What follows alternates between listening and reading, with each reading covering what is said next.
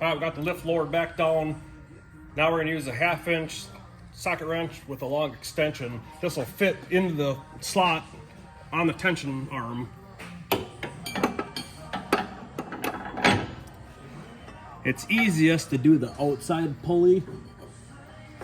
So get that slipped into place. We're gonna adjust this keeper afterwards.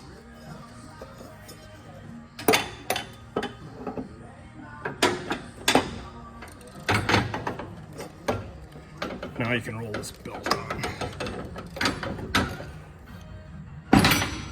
All right, then we'll adjust the keeper, tighten it down, keep it in place so the belt doesn't slip off. Rotate it a little bit. New belt installed.